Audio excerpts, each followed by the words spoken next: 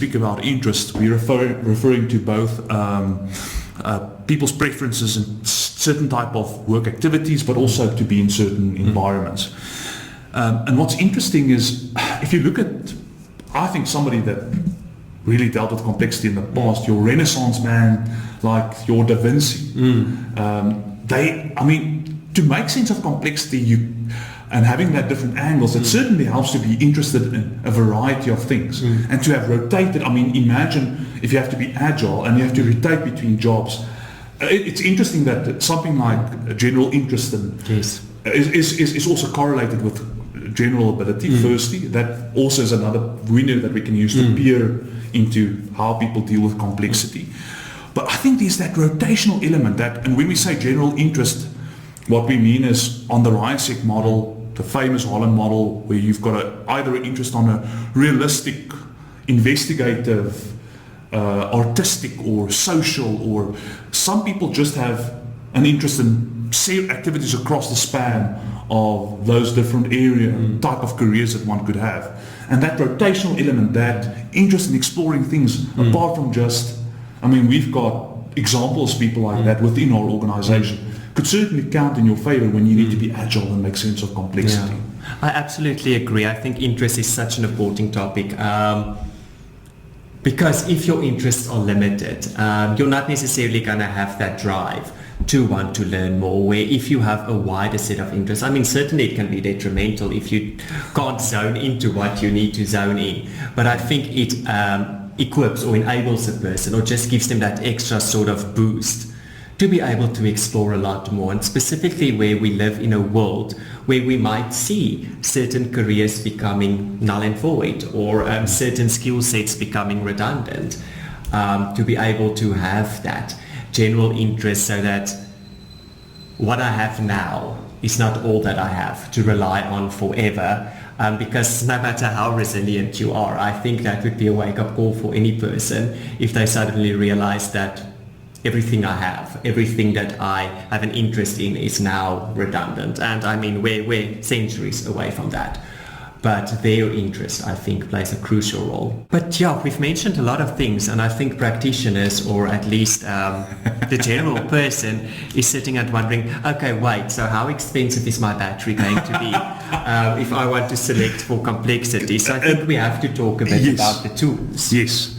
So, and first what I just want to say here, I want to go back to a point made earlier, is I think we already have existing tools that is extremely powerful for this exact same reason, but that we're not optimizing, and that we might be sitting with data already that we could use from a psychological point of view, at least. And if you're in HR and you want to tap with a psychologist into that, could be quite powerful. And what I want to say is, almost, if you know how to I want to call it trait complexes, is if you know how to combine information from cognitive ability and personality and interest together. These are not, if you think about the cost that might be involved in taking somebody through a simulation where you have to observe people, a lot of these things can become quite expensive. Cognitive ability and personality and interest are all, you get measures for them. They don't require a long time span or a lot of labor to assess. And I think if you know how to pick pieces of information from those type of assessments, there's already an incredible amount of inferences that you can make and help people to adjust and deal with complexity from a development perspective. Absolutely, I agree with you. And when you think about selections in general, a lot of them are high volume. We live in a country with high unemployment rates. So we see more people applying for jobs than the international average, about twice the international average. So I think it's also for companies or for practitioners working in organizations so critical to realize that when you have to screen people out, the most basic place where you can probably start is then general mental ability, because you don't have to know yet what specific skills a person has. And certainly that's something that you can add into your batteries when you start sifting throughout your candidates. But to have just steps in place, and I think general cognitive ability is a good place to start. Sure. Yeah. I also like that you said knowledge and skills can be acquired. Yes. But to deal with complexity and make that jump or learn something new, the ability to acquire new skills and the ability to acquire new knowledge. That certainly is the domain of dealing with complexity, and more specifically, I think something like cognitive ability and willingness to explore things could tell you a lot Yes. more about that. No, absolutely. And I think, people who are listening will probably immediately start thinking, because I mean, cognitive ability doesn't have the best reputation in terms of South Africa, in terms of discrimination, etc. So I think it's critical for us. There's not one test that's the answer to everything. No. We've talked about this. There are a variety of cognitive ability assessments, a variety of personality assessments. I mean, there are level of work type of assessments. I mean, it's up to us as practitioners to pick and to choose and to design our battery. But I think it is something that ethically we have to consider, is that your measures of general ability of a non-verbal nature might be more appropriate for lower levels of complexity jobs, where if you look into higher levels of complexity jobs where people is, let's say, required to have a university degree, we can assume less discrimination between verbal measures of cognitive ability, because this person will have a general ability to speak or to communicate in English. Thoughts on that?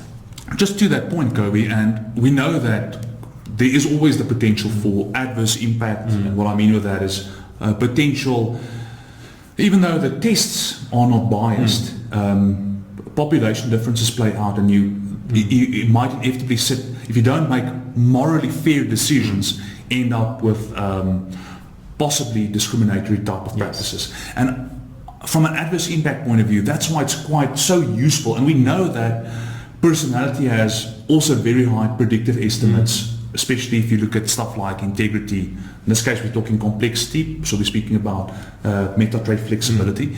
But we know that when you include personality measures, you reduce adverse impact, because there's less mean group differences on something like personality. And the same with interest. So by using a more holistic battery, you cancel out the chances that you might discriminate as well. Another reason to take the holy three, if I can put it that way, and throw it in if you want to use it in an assessment battery to select people for dealing with complexity. No, I like that. It highlights the importance for us as a practitioner to understand the role that we are selecting for, and to understand the information that we get from the assessment that we use to be able to apply that.